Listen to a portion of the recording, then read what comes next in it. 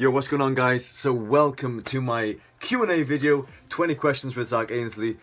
This video has been long overdue, I haven't done a Q&A video in years thinking about it. So yeah, this is well overdue. There's a lot of updates for you guys. I've done a lot of things. I've done a lot since my last Q&A video. So yeah, this is well overdue. So let's skip the intro and get straight into the questions. Alright, so question number one is by Dylan Fitness UK. His name for his Instagram will be somewhere, probably here, around here. And he asks, how did I go from skinny to where I am now? I force-fed myself. Every single day when I was 17, 18 years old, I force-fed myself to gain weight, to gain fat. Because, as you can see, I was super skinny, and I just couldn't gain weight. I was going to McDonald's all the time. I was eating chocolate. No matter what I did back then, it just seemed to me like I couldn't gain weight. So what I had to do was force feed. Cut down on the cardio and eat as much as I possibly could. I felt so ill and so sick because of the meals I would eat to try and make myself get bigger, to try and grow. So that's the answer, guys. I force fed every single day. It wasn't easy. I mean, it was horrendous. It was horrible. But that's what I had to do to transform myself from being super skinny to big, or to where I am now, I guess. So question number two is by Alan. Please forgive me if I pronounce your name wrong, bro. Alan _ Jaramillo. That's what I'm gonna go with. And his question is, how did I get discovered in the fitness industry, and how did I initially get sponsored?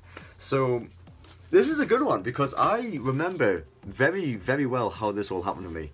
So I was training for a couple of years, and I eventually got to the point where I had abs and I had a bit of muscle mass at the same time. When I was super skinny, I always had the abs, but I never had any muscle. And when I did my first ever bulk when I was 18, I lost my abs, but I had a good chest and good arms. So I had a bit of size, but I lost the abs. So for the first time ever, when I had both, like I say, a bit of muscle and the definition, I uploaded a picture to Facebook. And a guy he owned a page at the time called Justin Taylor Models. He inboxed me saying, hey, I've just seen your picture. Do you mind if I upload it to my Facebook page? And I was like, yeah, sure, why not? And that picture immediately went viral. I'm not even joking. Like, he uploaded it within an hour. It had like 1,000 likes.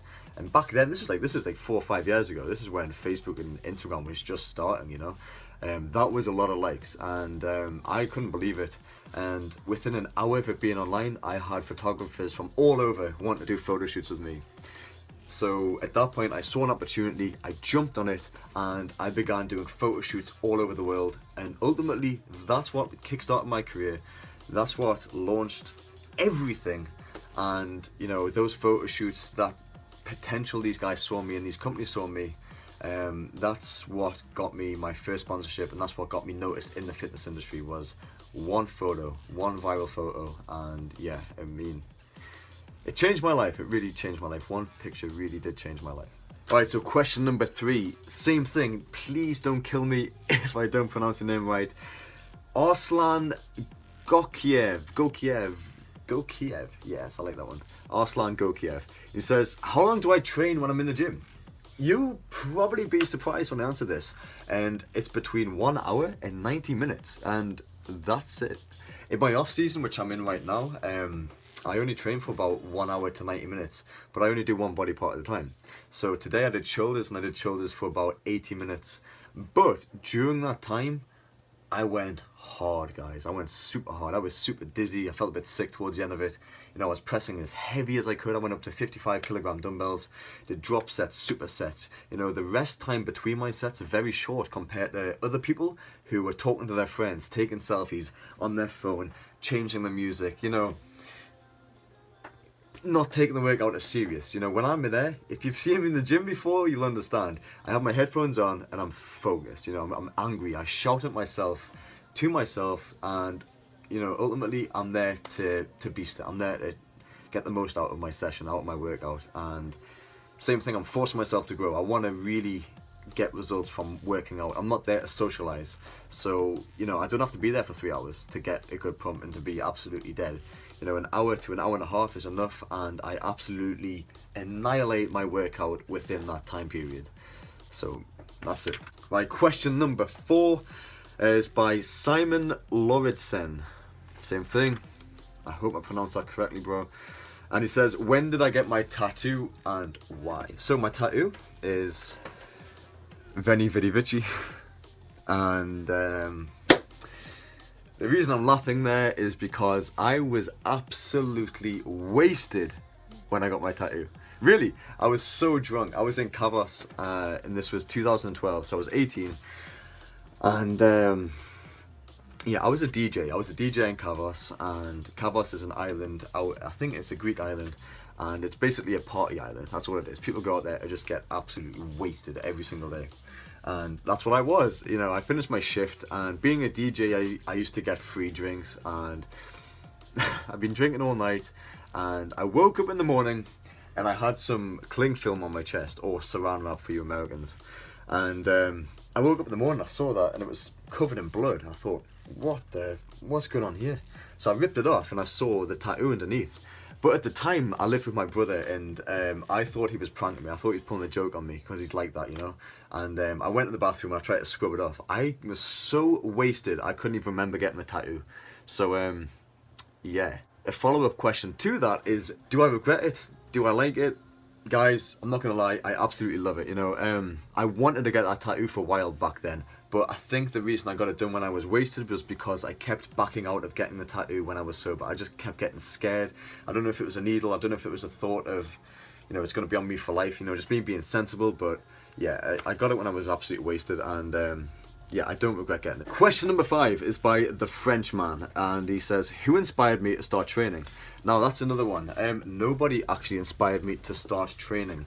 The reason I started training, and the reason I started training regularly, was because I wasn't exactly in a good place. What I mean by that was, when I came back from Kavos, I did a 49-day binge drink session. And basically, I woke up every single day at 9 p.m. Yeah, 9 in the evening. I woke up every day at 9 p.m. and I would start drinking from 9 till 10. That was when I would start getting ready to DJ. I would DJ from 10 till 4 in the morning. The entire time I was DJing, I would be drinking. From 4 in the morning all the way till 10 in the morning, I'd be at the after parties drinking.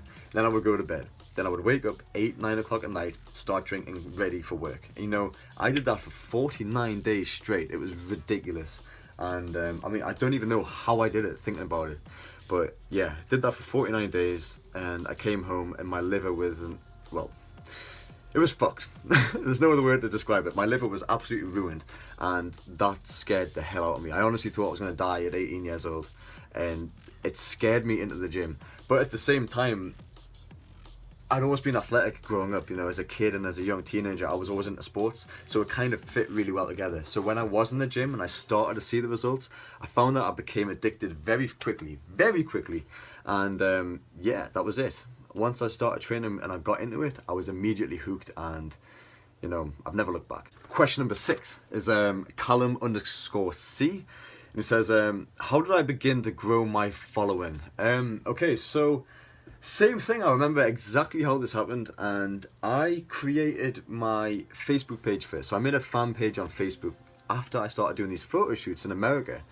The reason I made the fan page was because of a guy called Justin Chong. He said, Zach, you need a fan page because I have a feeling you're going to get a lot of followers. And I said, I don't know, I don't think so. I always used to doubt myself. I'd never believe in myself. I was always like still quite shy, even though I was trying to teach myself to be more confident.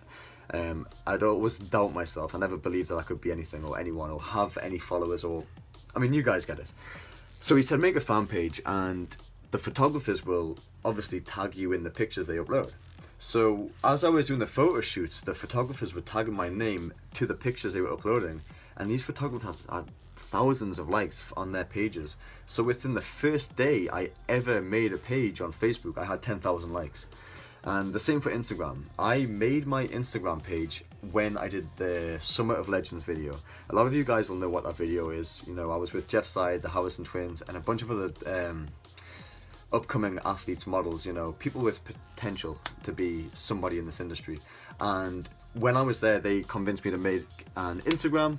I made my Instagram, and because I was with all them, I was getting tagged in all their pictures. Within one day, I had 10,000 followers. So I was very fortunate to be around the right people when I made my pages, and I was immediately given a huge boost when I created my social media pages. So that is how I began to get a good following. But my tip for you guys to get a good following and to build your social media is be different. You know, ask yourself this: why do you follow me? Why do you follow these other guys on YouTube? Why do you follow whoever you follow on Instagram and social media? It's because you don't just follow them for fun. You follow them because they're providing you with something. Motivation, entertainment. There's a reason that you follow them and that you want to see their content every day. So for you to get a big following yourself, you have to provide entertainment, motivation, whatever it is, to your future followers and your potential. So for me, I try and motivate people, you know, I try and inspire people. And I guess that's where most of my followers come from trying to motivate people to train or keep them inspired, or, you know, things like that. But yeah, I mean, you got to give people something to follow. You can't just expect to post a couple of gym selfies and get a huge following. You have to give people a reason to be like, wow, this guy's awesome, I want to follow him. So yeah, I mean, stand out from the crowd, be different. Question number 7 is by Sammy BKR, and they say, arm wrestle, who will win, you or Jeff Side? Well, I think we all know the answer to that one. Question number 8 is by my good friend Diaz4440, Pedro Diaz, out in... One second. Pedro, where are you from again? Portugal, yeah. My friend Pedro from Portugal, he's on the PS4 right now. And he says, what are my life goals? So obviously you guys know my career goals is I want to win the Olympia, and I mean, that's the ultimate goal. I want to win the Olympia. What are my life goals? Honestly, from the bottom of my heart, I want to inspire as many people as I can. If you can impact one person's life in your lifetime, you're doing something good. But if you can do that on a big scale, you know, hundreds, thousands of people, man, that's goals. That's goals for me. I just want to make other people's lives better, happier. I really do. I want to be a good impact on people's lives. I want to inspire people. I want to motivate people. I want to be there for people who need me. You know, if somebody's struggling, I want to be there to provide help. You know, that's just what I want to do. I want to inspire as many people as I can, and that's my goal in life. When I die, when I pass away, I just want to be remembered. I want people out there to say, you know what it is? He really helped me. He really helped change my life. He stepped into my life and done something good for me. Because my best friend in the whole world, rest his soul, Adrian Velasquez, he passed away on Christmas Eve in 2015. And he literally changed my life for the better. He was the nicest, most amazing person I'd ever met in my life, and I will never forget him for as long as I live. He was an angel. You know, he literally was the most amazing person I'd ever met. And like I say, I want to be like Adrian was to me, to as many people as I can in the world. You know, just be a good friend to as many people. He'd be, like I say, a motivation, an inspiration to thousands of people. That's all I want to do, is just impact as many people's lives in a positive way as possible. And that's my life goals. That's for sure, bro. Right, anyway, question number 9 is this isn't, I don't have a shout out for this question because it's been asked by so many people. Every single day I get this question, and it is, how do I stay motivated? And the answer is so easy for me. I don't need to stay motivated, guys. I don't need to be motivated. I don't need to wake up and watch motivational videos to go to the gym. When I wake up, the first thing I do every single day when I wake up, the first thing I think about every single day when I wake up is, I want to go to the gym. Every single day, I open my eyes, bang, I want to train. It's just what I love. And you don't need motivation to do what you love. Meeting you guys, that motivates me.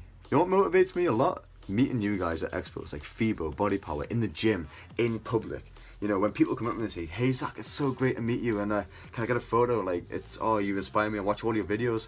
That motivates the hell out of me. I mean, it makes me so happy to meet you guys, honestly, and to know that my videos, my posts, motivating people, have an impact on people's lives. It's the greatest feeling in the world, and it's a constant reminder that I'm actually doing something good. I'm not just training, I'm actually doing something with it. So you guys motivate me. Yeah, definitely. Final question for part 1. I'm going to split this 20 questions into 2 parts just because it's going to be a long ass video otherwise. But yeah, the last question for part 1 is by Angelo231, and she says, what is my favorite cheat meal? Sushi. Simple as that. I love fish and I love sushi. I just love sushi. I fucking hate wasabi.